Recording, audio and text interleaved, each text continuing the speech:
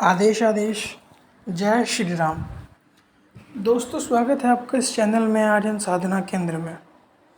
आज की इस छोटी सी वीडियो में हम बात करेंगे और ये वीडियो हम समर्पित करेंगे उन लोगों के लिए जो कि इस तंत्र क्षेत्र में आते हैं, इस भक्ति मार्ग में आते हैं, अध्यात्म के मार्ग में आते हैं, भक्ति करने और भक्तावल में फंस कर रह जाते हैं और देवता उन्हें इतना परेशान कर देते हैं। एक तरीके से तुम ये मान सकते हो कि देवता परेशान नहीं करते, वो इतना उलझ जाते हैं इस चीज़ में कि ना वो कभी बाहर निकल पाते और ना ही कभी उनकी पुश्तें, उनकी पीढ़ियाँ बाहर निकल पाती। वो खुद भी परेशान होकर रह जाते हैं और अपनी पीढ़ियों, अपने बच्चों, अपने पड़पोतों, अपने पोतों तक को परेशान करने का पूरा बंदोबस्त कर देते हैं। वीडियो की शुरुआत करने से पहले बता दूं कि दीक्षा की फ़ीस 2550 सात्विक की है, 3100 रुपये तामसिक की है, उच्चय की फ़ीस 200 रुपये है, ट्रांसफ़र की फ़ीस 6100 रुपये एक शक्ति की और बात करने का समय सुबह 10 से शाम के 8 बजे तक है। उसके बाद आप कॉल मत करिए और उसके बाद अगर कॉल करते हैं आप तो कोई बात नहीं, लेकिन अगर आप ज़्यादा कॉल करते हैं 2 बार 3 बार तो मैं आपको ब्लॉक कर दूँगा। अगर आप गलती से 1 कॉल करते हैं कोई बात नहीं, आप 2 करते हैं कोई बात नहीं, आप 3-4 करते हो और परेशान बिल्कुल कर दिया है आपने तो मैं ब्लॉक कर दूँगा और फिर कभी ब्लॉक भी नहीं करूँगा। अब चलते हैं अपने टॉपिक की तरफ, अपनी वीडियो की तरफ। देखिए, बहुत छोटी सी बात है, 90% लोग भक्तावल नहीं करना चाहते। 90% लोग भक्तावल नहीं करना चाहते, वो सिर्फ भक्ति करने के लिए आए हैं। देखो, मैं भी तुम लोगों जैसे ही था। खुद को मैं तुमसे जोड़ के चलूँगा और तुम्हें बुरा ना लगे कि मैं तुम्हें कह रहा हूँ तो मैं खुद को बोलूँगा, ठीक है। मैं अपने नाम से खुद को ही बोलूँगा और आपको समझाने की कोशिश करूँगा। फॉर एग्ज़ाम्पल,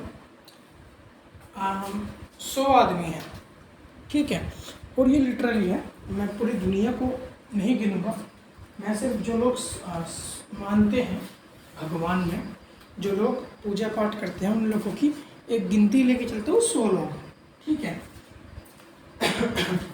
उनमें से 90 लोग सिर्फ और सिर्फ भक्ति करने आए हैं, अध्यात्म के जगत में भगवान को पाने आए हैं कि मैं बस पूजा पाठ करूं, मेरे घर में सुख शांति रहे, बात करते हैं, मुझे देव दर्शन हो, देवता मुझे दर्शन दे, मुझसे बातचीत भली हो ना, उसे बातचीत करने का कोई लोभ नहीं था, उसे कुछ भी चीज़ करने का कोई लोभ नहीं था कि मैं तंत्र काट करूँ, मैं पूछा दूँ बैठ के, मैं गद्दी लगाऊँ, उसके ऐसे कभी भी कोई लोभ लालच उसके जीवन में नहीं था, ठीक है।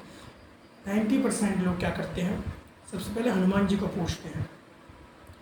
मैंने भी जब कभी अपनी जर्नी शुरू की थी पूजा पाठ की तो हनुमान जी को पूजा था भाई, और मतलब 90% लोग 90 क्या उससे भी ऊपर का रेशो हनुमान जी को पूजेगा या फिर माँ दुर्गा को पूजेगा। हनुमान जी, माता दुर्गा, शंकर भगवान, इन 3 के अलावा लोग कहीं जाते ही नहीं हैं। काली माता तो बहुत दूर की बात है भाई। स्टार्टिंग में जब तुम आते हो ना,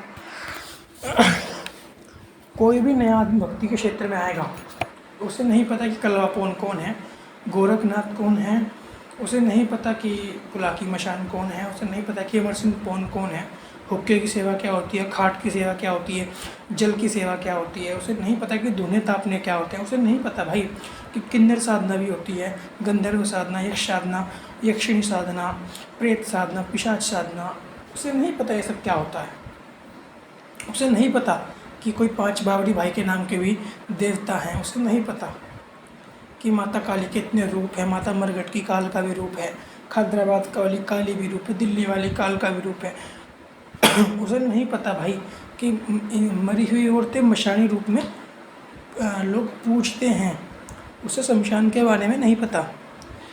लेकिन जब वो घुसता है, पहले वो हनुमान जी को पूजेगा, फिर वो कुछ समय भक्ति करने के बाद जब उसे अनुभव नहीं होंगे, 90% लोगों को अनुभव नहीं होते स्टार्टिंग में, क्योंकि उनके पिछले पाप कर्म इतने होते हैं कि वो जो जाप करते हैं, जो पूजा पाठ करते हैं, पहले वो कटता है पूरा, और जब वो कट जाएगा तो फिर आपको जो है देव दर्शन होने स्टार्ट हो जाएंगे, जो आप जाप कर रहे हैं उससे, उसके फलस्वरूप। तो उन्हें दर्शन नहीं होते, उन्हें अनुभव नहीं होते, तो वो छोड़ देते हैं।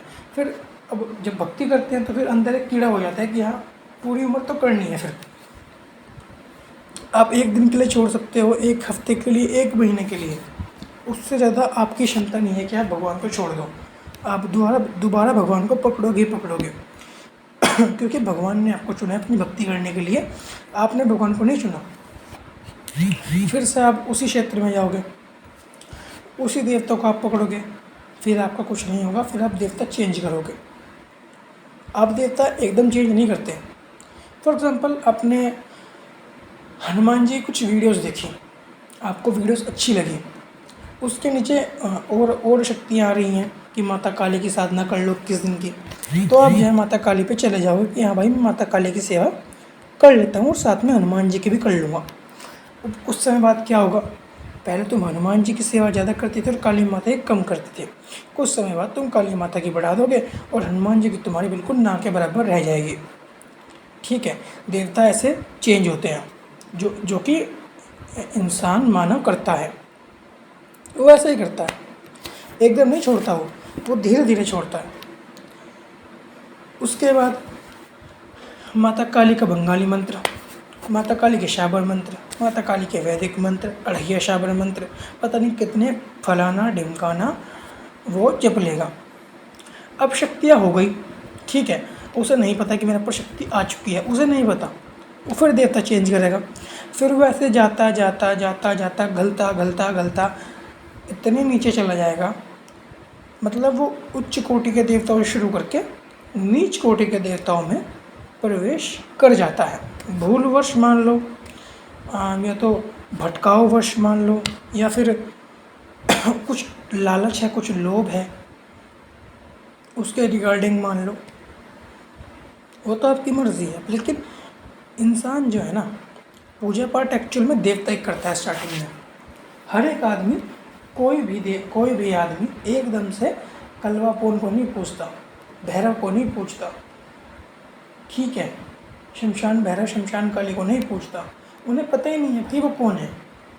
और कलवापोन तो है भी प्रेत, ठीक, जो बाकी हैं वो जो देवता भी हैं, ठीक है। अब जब धीरे धीरे धीरे धीरे उसे लोभ लालच आने लगा कि देवता आए मुझे बात कर, क्योंकि वो जब खोजबीन करेगा तो उसे दिखेगा कि देवता किसी के शीश पे आ रहा है, ये हो रहा है, वो हो रहा है, तो उसके मन में जिज्ञासा उठेगी कि मेरे साथ भी यही हो, मैं भी कर पाऊँ, मेरे ऊपर भी देवता आके बोले, बात करे, समाधान दे। तो वो इस चीज़ में फंस जाएगा और फिर जो है उसे भी गद्दी लगाने की ललक मान लो किसे होगी, वो भी इस चीज़ में लालायित होगा। और ये बिल्कुल एकदम से नॉर्मल बात है, सबके साथ होता ही होता है, जितने भी लोग पूजा पाठ भक्ति करते हैं, जिनके घर में पहले से शक्तियाँ पूजती आ रही हैं, ठीक है, वो तो फिर भी नहीं फंसते।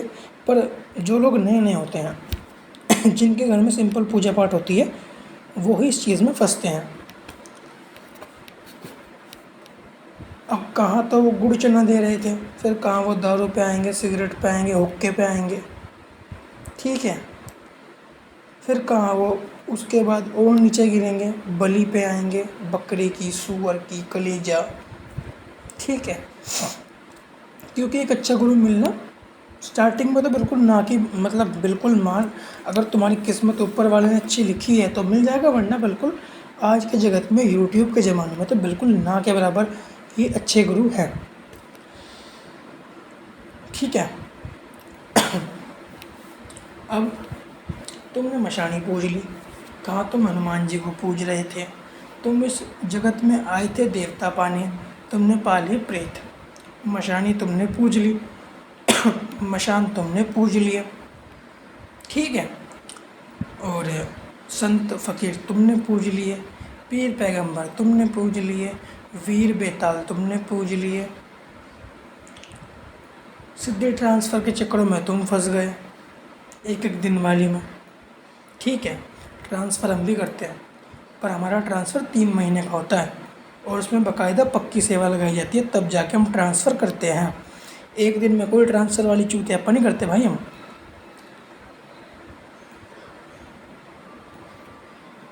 कि एक दिन में लाइव सीधे ट्रांसफ़र देखो फ़ोन से फ़ोन पे, एक दिन में फ्री सीधे ट्रांसफ़र देखो। परी का ट्रांसफ़र नहीं करते हम भाई, हम तो छाती ठोक के बोलते हैं माँ काली कलकत्ते वाली मरघट वाली शमशान काली। हम तो उसका ट्रांसफ़र करते हैं और वो ट्रांसफ़र नहीं होता, वो पक्की सेवा दी जाती है आपको पीछे से अपनी शक्ति लगा के।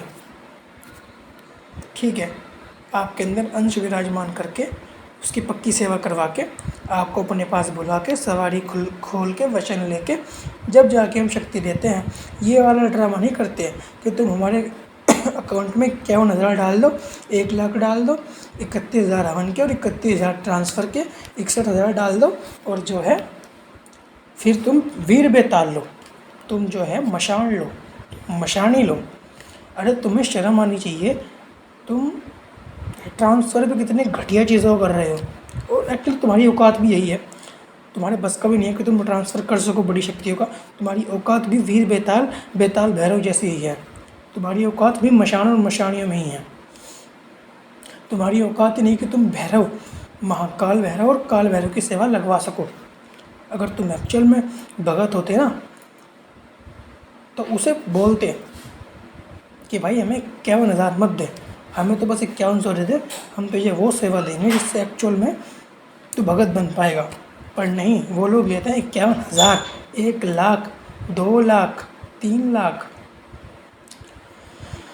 भाई 10-10 लाख लेते हैं ट्रांसफ़र के।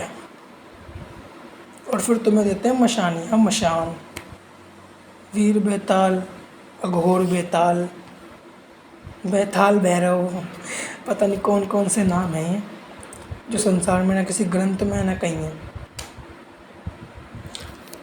और ऐसे लोग जो है भक्ति में आते हुए भक्तावल के क्षेत्र में फंस के रह जाते हैं और पूरी उम्र उनकी इसी चीज़ में निकल जाती है। अब कुछ लोग होते हैं जो कि इस चीज़ में पारंगत टाइम से हो जाते हैं। अब जो लोग टाइम से पारंगत नहीं हो पाते, जिनकी पूरी उम्र ही भटकाव में निकल जाती है, वो पूरी उम्र भटके, उनके बच्चे हो गए, फिर आगे वो परेशान क्योंकि देवता इतने पूज लिए, वो घर में है और तुम पारंगत नहीं हुए क्षेत्र में, तुम्हें पता ही नहीं है एक्चुअल में कि हमने पूछ तो लिया, में करना क्या है वो तुम्हें पता नहीं है।